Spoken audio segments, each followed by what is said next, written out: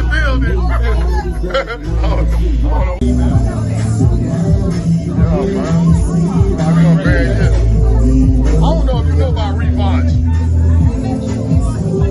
Rebonds, they got a cognac. I think they out of Georgia.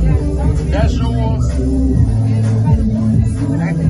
I ain't got no bottle for you. We working on that.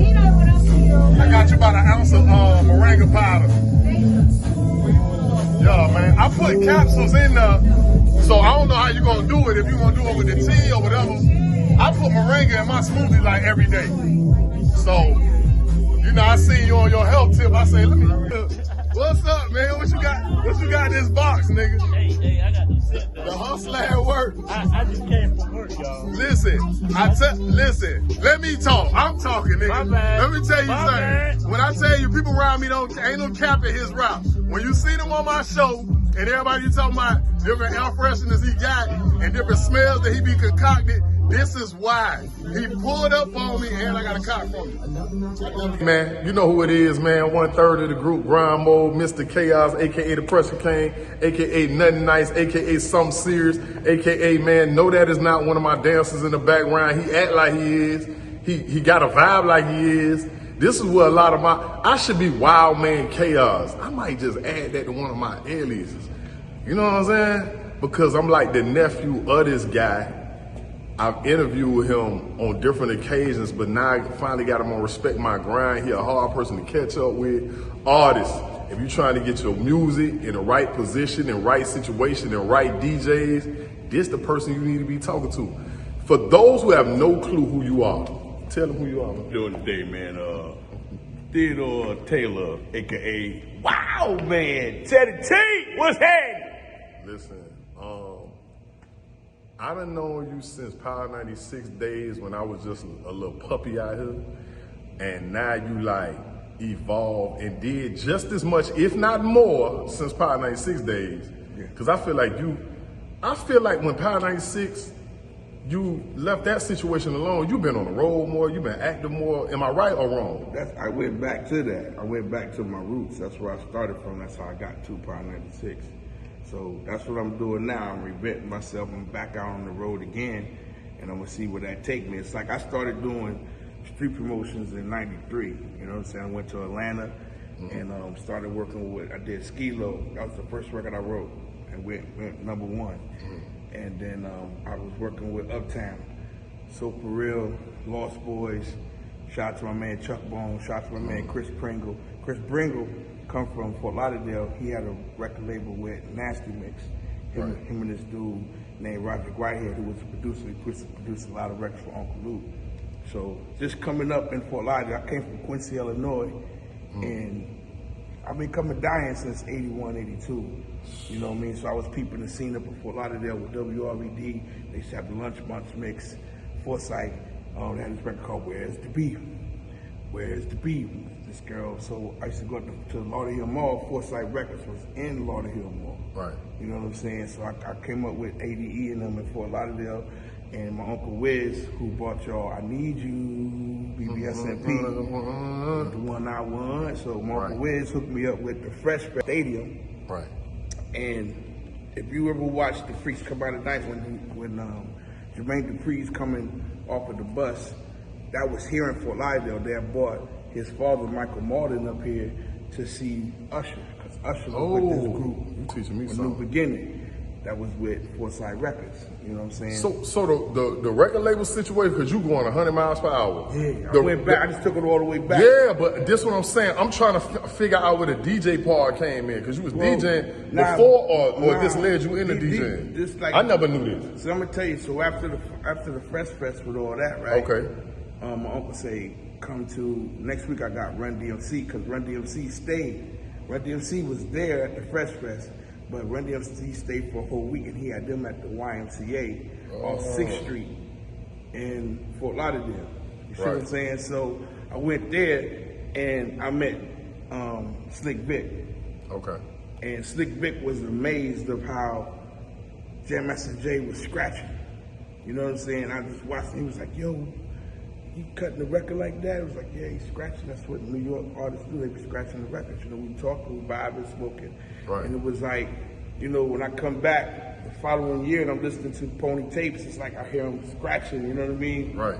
And with ADE, when he did Bass Rock Express, the first record, my homeboy Freddie, my brother, and this girl, his sister and this girl took that record out of the studio and they danced on it at a talent show in 1984 at our school. That's you know what I'm right. saying? And he didn't even know they had Before the record. Instagram now. Everything Yeah. he's saying is prior This Instagram, is 84, prior 85. YouTube. Ain't no World Wide Web Nah, yet. World nah. Wide Web. None of It's that. like you got to walk and see orders, you know what I'm saying? So it's like There was no path, basically. Nah, you just had to find it. Like That's why I say the Trailblazers. thing Like, is about Miami's a music band. So my uncle Frank Cosin, he came up with what's his name?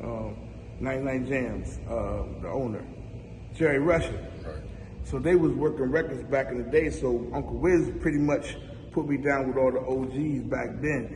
Put me up, my man, Jim Sears, Diamond Jim Sears. Man, all the OGs, you know, I came up but with stay all of there. them. Stay right there. Don't move. Pause. We at the stoplight. I need you to answer this question. Because you gave a lot of Bible chapters, musical Bible chapters when it comes to Miami and the South and the game, period. But here's what I don't know. Where did music start for you? Like, what made you not do soccer or football or sell drugs or skydive? There's so many things that you could have did. Where did the name come from, and where did the music start come from? Well, like I said, coming up back then, I was in the '80s. I was rapping. So Okay, so you was rapping I was first. a rapper first. You know what I'm saying? And then I went to Atlanta. In high school. When I went to BA, I was doing battles. I never even went to class. I just got all the rappers together and did battles. And then I was at this girl house one day and I looked across the street and I seen a dude shutting down my man Vince. His garage was going down, but I seen he had a whole studio in there. So I was like, oh, that's gonna be my new friend. So I went over there with him, kicked it, like, yo, I got battles, I got stupid artists. He's like, yo, man, I'm trying to start a label, whatever, I'll DJ for ADE already, you know what I'm saying? So I was like, man, we go to BA together. So I was like, cool. So me, him, this other kid named Mad Money Mert, and this other kid named, I forgot when he's gonna come to me, Ace, James Riley. I took all the artists that we was doing the battles, the people who had money, and we started doing their demos. Okay. And I used to go down to Caribbean. I used to go to Hot Records. And from that, I got a contact for people who made 12 inches that was across the street from Plantation High School.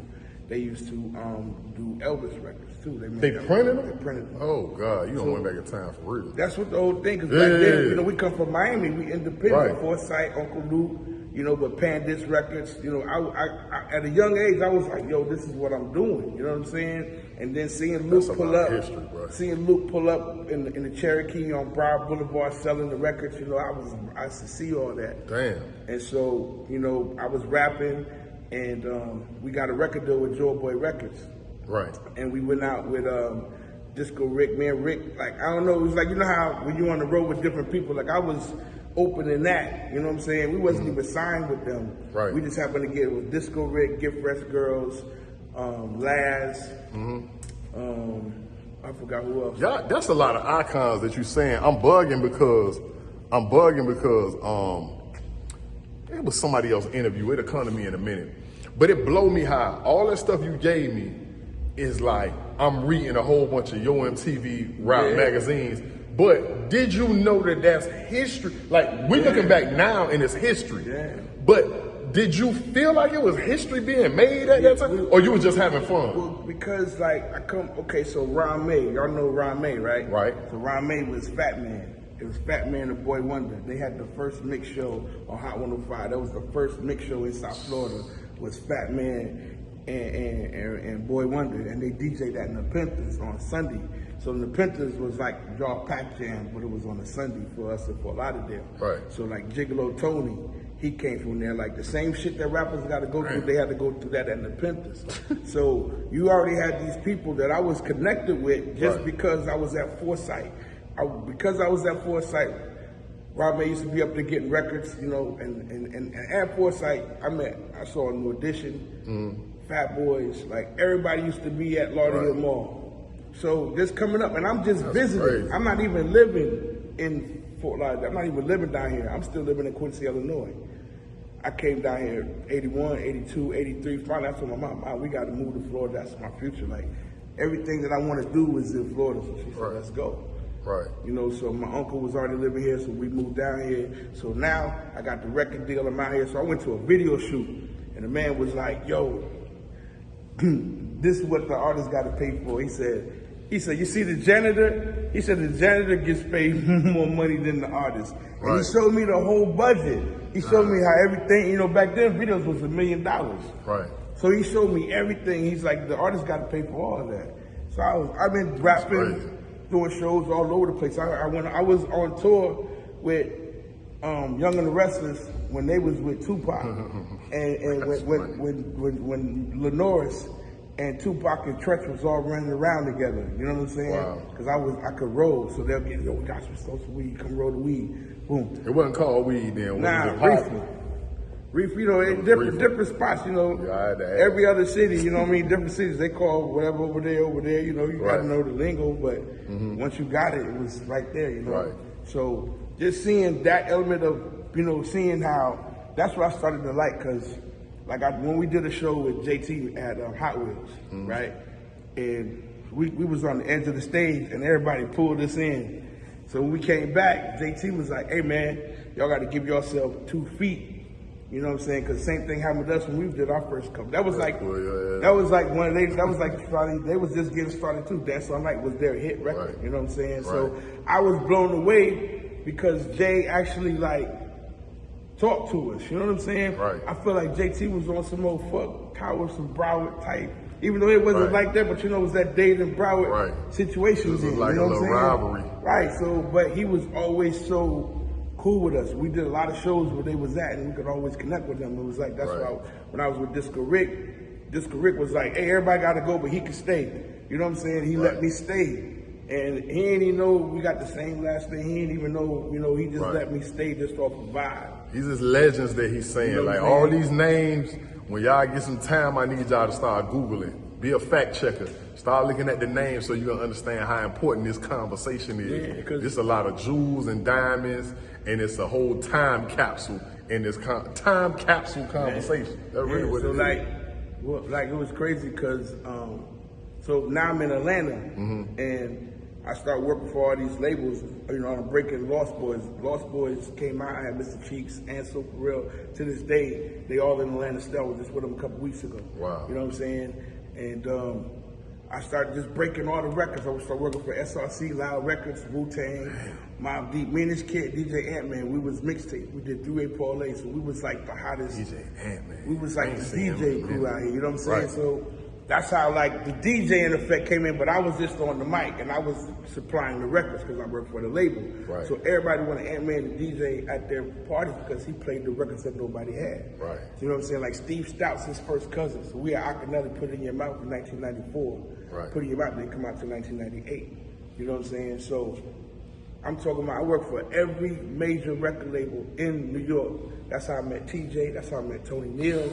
You know, we all come from 94, 95, working street promotion. They had record pools.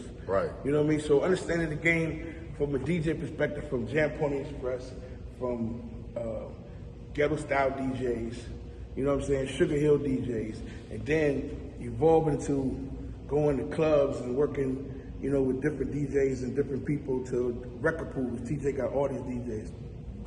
Tony Neal got all these DJs. So right there, from everything you did physically, because that was more of a laboring and a physical, like for you can't just jump on Twitch and sit in somebody's record pool meet. You can't go on somebody live, Teddy. No, you had to go, bro. And this is what I learned from y'all. We was talking about Dewberry a couple of days ago, and somebody was saying like they was paying homage to me, like Chaos, you came in the best time, bro, which is true because you still had to be physical and go to TJ's, DJs, and Upstart and all the shit that people like you taught me. When you hear me talk about interviews, I always got to come back to my legends and it's an honor that you can be around him, bro, because you don't even, like you talking, but I don't even understand, I don't think you understand how much you've done for everybody. And even if you don't, I'm telling you, for me, I still talk to you like I'm a little guy, because I am a little guy. Like compared to you, like people like, oh yeah, Chaos, you a legend. Forget all that. No, bro, like if it wasn't for people like you on that, and this ain't the detailed version that he giving you. The detailed version probably take about 9 hours. You know what I'm saying? Just to start. We'll Like do a series. Right, this is an ebook that he talking. But from that era to this era, which is a blessing for you because you done came the vinyl era, the CD era, the MP3 era, the link era. I remember when they started digital, 2005 with Pretty Ricky, they said no more physical project. I was like, what? Even to send the record out. That sounds crazy. Baby Blue was like, yo, just send me the email, I can send the MP3. It cost $3,500 to do a national mail out to all the Make Show DJs. I did it for everybody, you know what I'm saying? Right. It cost $3,500 to do a national set out. So when he said we could just send MP3s, I'm like, damn, look at the cost of that saving. You know what I'm saying? Right. It was like the cost of doing an independent project was a certain amount, but it was certain things that you had to do. You know But what's what I the mean? pros and cons now with you saying that? Because now the cost cut down, no different than what you just said about you.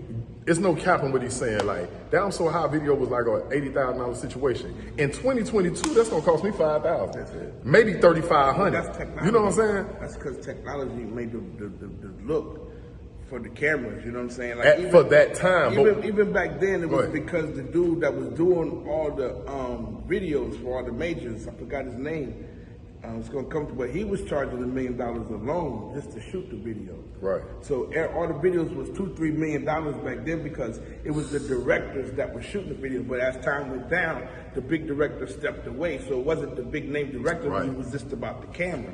So Right. now the camera, if you got the red camera, these are the elements that made your video look BET-able, MTV-able. So now it's just all about technology, as long as you got the camera. So with everything that you're saying, even if it's not about the label situation, I mean the video situation, like as far as like, cause you still pushing records, you still breaking records.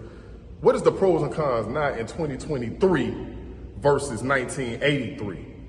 I just think that the computer game fucked everybody's head up.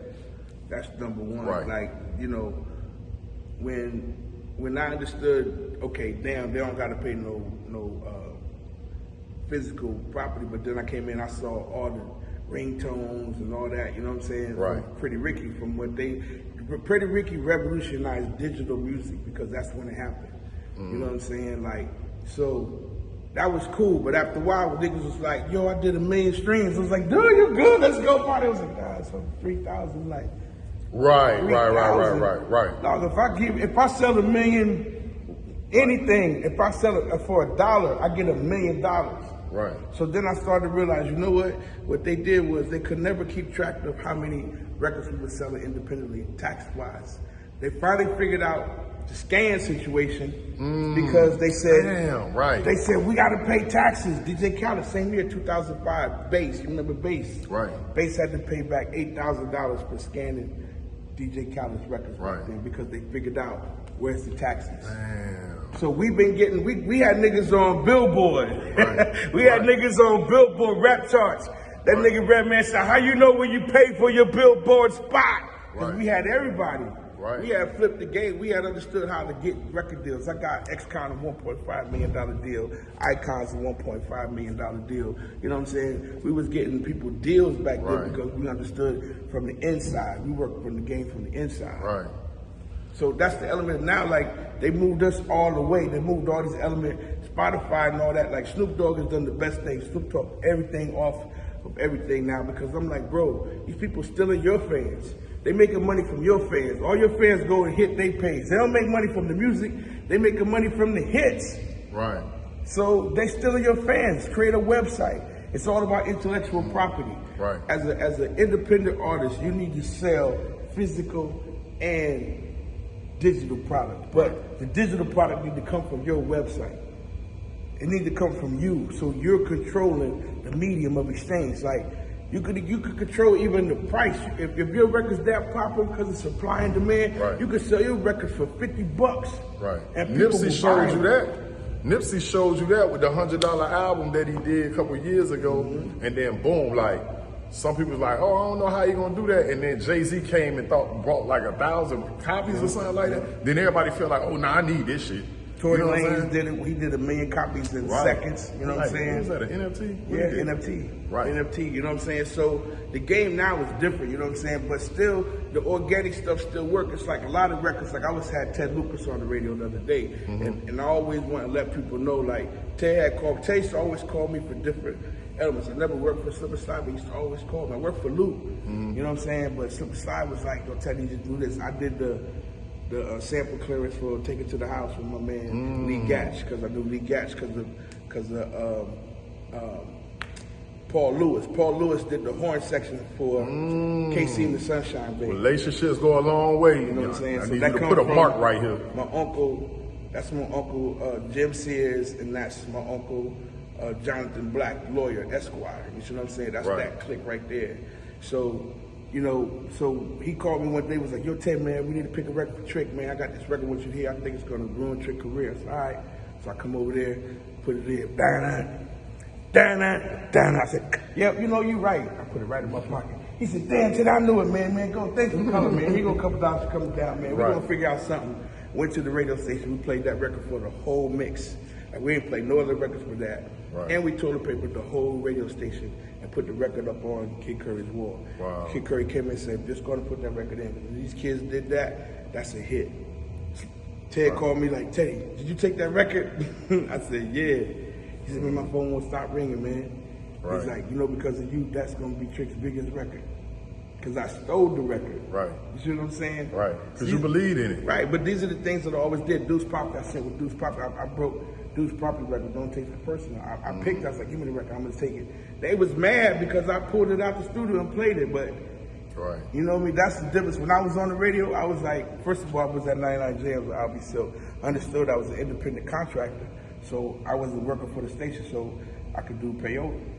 So I was the man, legally. You see what I'm saying? So I ain't never worked for 99 Jams. I worked for Albie Silk. Albie Silk gave me a check. But before I went in, and I want to clear this because a lot of people don't understand, the way Uncle Al got on the radio was because I told Albie Silk, the only way I'm going on the radio if Uncle Al is on the radio. He said, well, let's go tell that nigga the good news. Uncle Al was on the radio every day. Everybody else, Irie and DJ Cool G, DJ Cool G, they had to switch out days, you know what I'm saying? But Uncle Al was on every day, you know what I'm saying? So that's how Uncle Al got on 99 Jams. You know what I'm saying? I ain't know that. I mean, he was on with Uncle Luke. You know, we used to do the Luke show. But as far as with Al B, we came in on the same day. That's how we came in. Super Cindy got on the radio because of me. You know what I'm saying? Super used to come every day. Super would rock with me since Flavor 919. I started radio with Flavor 919. Went to 909 Ghetto Radio. When we was at Flavor 919, Daddy Saw and us was on the same day. Daddy Saw, so I'm gonna make this radio station called Mix 96. And I wanted to be just like us, hip hop and R&B on Saturdays. Daddy Saw died of cancer. Butter Fuqua came and said, look, man, we got the radio station popping. It was, Daddy Saw wished that you and Ant-Man be on here for 2 days. You know, y'all pick the 2 days and y'all ride out. Fast forward, hey man, it's an artist, DJ Khaled. When I'm come let you play, because Ant-Man wasn't with me. DJ Khaled come in, I give him, he's like, let me get the mic, get the mic. DJ, oh man, you good. I got 3 more stations to do today. You can ride out. He was like, yo, they told me that you got artists, man. I got beats. Play this record for me. Got connections. I get that. I had First Platoon at the time. I remember them. I called Donovan. Khaled, this dude got some hell of a track. So this track, come get $5 grand right now. I bought Khaled first track. I put Khaled in his first video. I did Khaled first birthday party at Onyx because they shut down the place where he was going to do it at with Fat Joe and them. You know what I'm saying? Like, me and DJ Khaled got, like, you know, we good. Like, a lot of these cats from the beginning, because I had access, I was like, nah, you good. Like, I knew who was who to be able to, like, come on. You know what I'm saying? Nah, but you always gave that vibe, like Mikasa Sukasa, like whatever you had, I always felt welcome. You know what I'm saying? Like, and I think kinda, and I'm saying this because this is a trait that you have that I don't see a lot of people have. Like, everything either comes with an invoice or it's like nobody wants to see you like win. Like it's not like long as I know you, it's been an open door policy. You know what I mean? Like I could see you right now on Instagram on the moon. You're like, nah, it's cool, man. I already told the aliens just da da da da. You know what I'm saying? Like just get a UFO and come up here or whatever the case may be. It's different, bro. Like I don't be feeling like it's an open door policy with a lot of people down here or in the game. Like I have it. Mm-hmm. If I got access to it, you got access to it. I don't really care, bro. Like, but because limitations, man. People got limitations, and mentally, if people don't have the capacity to actually share or to actually see other people, that's the crabs in the bucket effect. Right. That happens, but that's not really a crab in the bucket effect. That's just the fact that people have an experience. You know what I'm saying? Mm-hmm. It's like, when I started working with y'all, was because y'all record was playing in Atlanta and another nigga was getting paid off of y'all record. And same thing happened to Young and the Restless. Same thing happened to Young Cash. Same thing happened to a lot of artists who don't come out of their comfort zone and they got a big record. Right. You know what I'm saying? So, we got out here and, we did some things like, I never forget when we was in Louisville, we had to stay in somebody else's crib, but we was in there, you know what I'm saying? And these are the things that it takes to actually make it. So that's why you got an open book, because you know where you came from. You know? I never forget when you was, Sam Sneak, and then you connecting with the same element of making the tapes and putting the hot records on them, but then putting your records in there. And then like you have that same thing that I did. You created yourself. You know what I mean? That's what I did. When I started doing street promotions, like we was the one that created the guerrilla street market. We're putting the posters up on the poles. Right. Everybody was getting $200,000 fines, $20,000 fines, and they was happy. Def Jam was like, "Oh shit, we got fined $30,000. You guys are killing it." Right. You know what I'm saying? Nobody had to spend for radio back then. Right. My beat went gold without radio.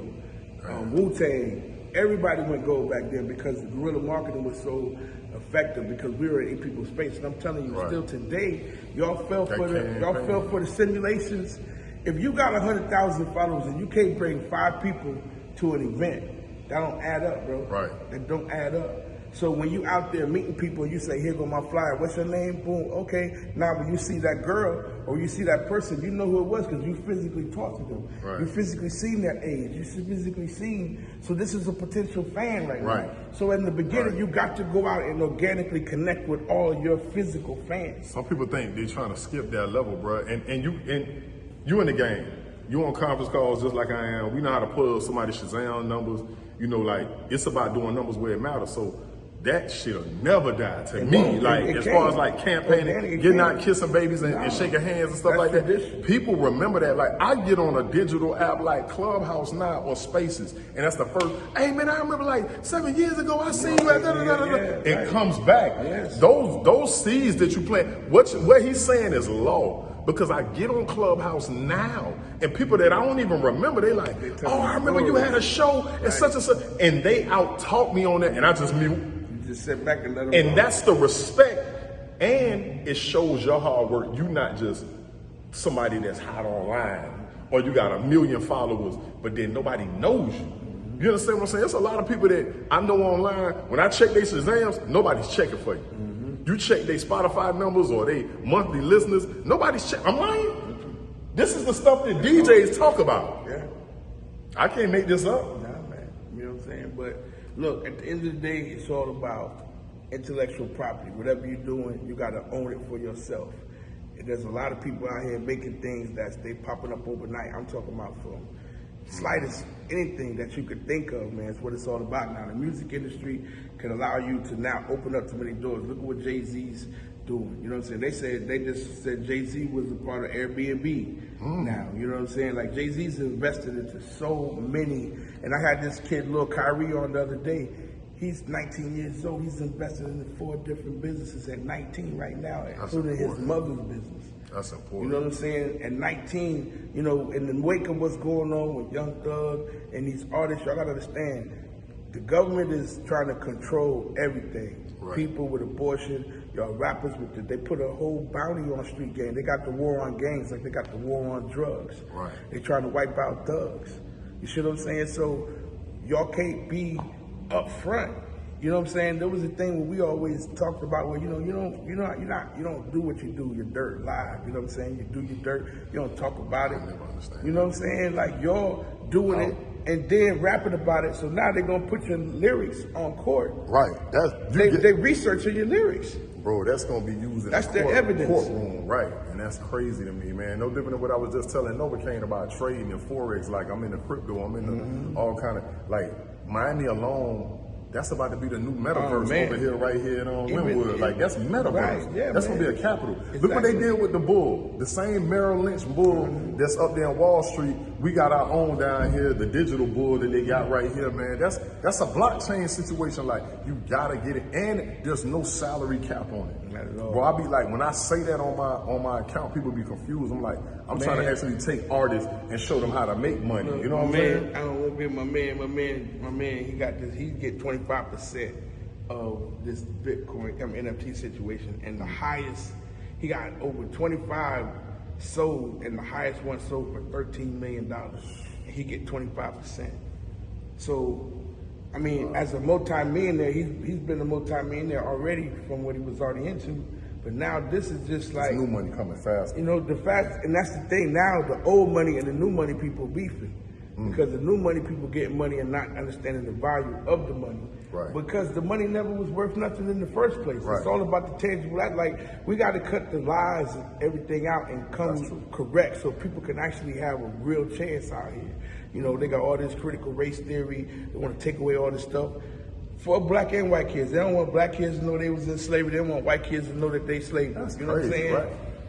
You know, so it's like they're gonna learn anyways, man. These kids too smart. Like they passed us. Listen, I know we don't got a lot of time with you. This is one thing I usually ask artists, but now I got to figure out how to ask you this. Like, out of all the artists that's in the game, I usually ask artists. You know what I'm saying? Like, if there was 3 rappers or 3 artists, dead or alive, that they'd love to go in the studio with. But I'm gonna ask you this: dead or alive, 3 artists or 3 people. It could be actors that you wish haven't worked with or would love to work with. 3 artists, dead or alive, it don't matter. I don't know. I don't work with everybody. I know. That's the thing. Like, or you could say you'll work with them again. I'm gonna say that. I mean, you know, just the whole element. My thing. Like, I love what I learned from Uncle Luke. Uncle Luke, forget the sex stuff. It was the education of business. You know what I'm saying? And that's what I really, when I work with Chuck Bone, I learned how to finesse. Right. You know, certain things it's about. So each element that I work with Uptown, when they was doing Ghetto Fabulous, and I saw Puff coming in as an intern producing, but I saw his business and what he was doing. You know what I'm saying? So we gonna put Luke at 1. Who the other 2? Puff Daddy. And I'm gonna say Russell Simmons. Russell Simmons. You work with Russell? Not directly, but not directly. Right. But you'll love to work with him. Yeah. We're gonna speak that. We're gonna speak that in existence. This is what he's creating. I mean, Russell came to my show. Russell told his wife to come see me. You know what I'm saying? Russell got on the phone with me like, why are you not on the radio? And he called Power 96 and asked him why I wasn't on the radio. Right. You know what I'm saying? So I have a relationship. It's just the fact of being able to come up to do business with these people and be at a level. You know, I kind of like could have been in the game and millions of dollars. Everybody said, man, you're supposed to have millions of dollars. I took knowledge and wisdom and understanding so I could still be here today to still have the opportunity to have good health and make that wealth at this point. Because if I made it this far, I can't stop now. Right. There's a will and a way, and we got the know-how. Let's rock him. So now, before we get up out of here, how do people get in contact with you? Whether it's a website, Instagram, Twitter? You know, you done had everything. I might say MySpace. OG Wildman, Teddy T333 on Instagram, Baron Theo Mound Builder on Facebook, 786-801-0031 at Strong Arm Radio. Right now, I'm an indigenous person. I deal with nationality. I'm not about black or white. I'm dealing with bloodline. So that's how I deal with situations and people, you know what I'm saying? My family's indigenous to North America. So I have that element of understanding. So I'm helping people understand who they are because you can't be defined by land, language, and color. So I'm educating people, putting people on intel on that in my old age at 52. So now, before you do that, I got a lot of people that tend to watch me, whether they young, my age, they inmates, you got teenagers, you got people that's going through something. You've been through a lot. We ain't get into that. We're gonna have to catch up on that the next time. But this is what I need from you though. Get somebody out there hurt. Get somebody, their lights probably just got cut off. Get somebody that probably been through accidents or turmoil or their mother on drugs. Like my mother done been on drugs. I need you to look in that camera. I'm not here no more. I'm finna just jump in the car and ride. You got 60 seconds. Get them some advice. Let me tell you straight up, Pitbull told me, he put it in the rap. When I came out the hospital, he said, if it don't kill you, it's gonna make you stronger. So don't run away from obstacles.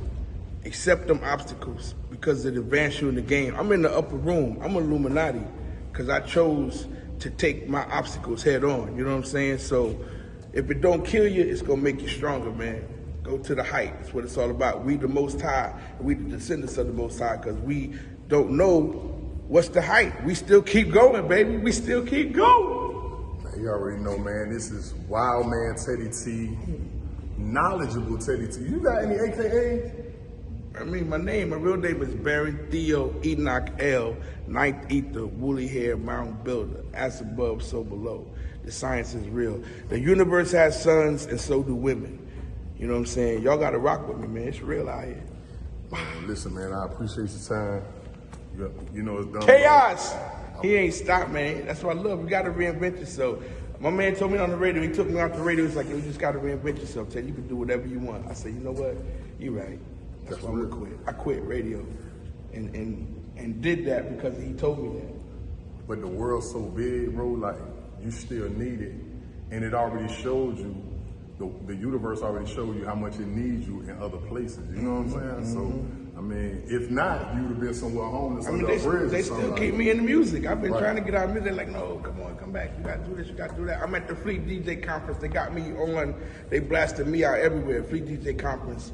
The 14th through the 18th in Jacksonville, Florida, man. All y'all holler at the Fleet DJs. Next week, the Core DJ conference is in Dallas. It's important if you're a new artist, get out there. It's not about spending all the money. It's about going to get the data and meeting the DJs and getting the information so you can come and follow through in these cities, man. It's about territories. Organically open up these territories and then get it on the media, man. We out! Man, we out here, man. We're going to holler at you, man. I'm about to play him in basketball and shake and bake that guy.